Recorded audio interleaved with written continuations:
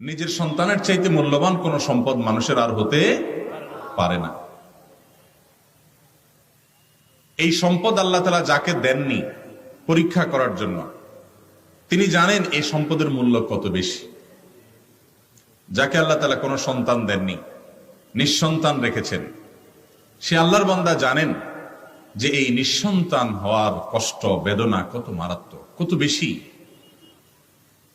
আর যাদেরকে আল্লাহ তাআলা এই সন্তান দিয়েছেন, এই নেয়ামত দিয়েছেন, সন্ততি দিয়েছেন, তারা এই নেয়ামতের যদি সদ্ব্যবহার না করেন, এই নেয়ামতের যদি যথাযথ কদর না করেন, তো আল্লাহ রাব্বুল আলামিনের কাছে এর জন্য জবাবদিহি করতে হবে।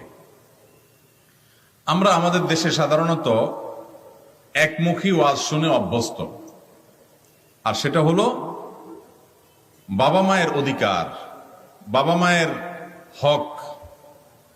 সন্দেহ নেই যে এই পৃথিবীতে আল্লাহর পরে সবচেয়ে বেশি অধিকার এবং সবচেয়ে বেশি এবং বড় পাওনা হলো রাসূল করিম সাল্লাল্লাহু আলাইহি ওয়াসাল্লামের। তারপরে সবচেয়ে বড় পাওনা এবং সবচেয়ে বেশি অধিকার হলো যার, তিনি হলেন বাবা এবং মা। আগে মা, তারপরে বাবা, মা এবং বাবা।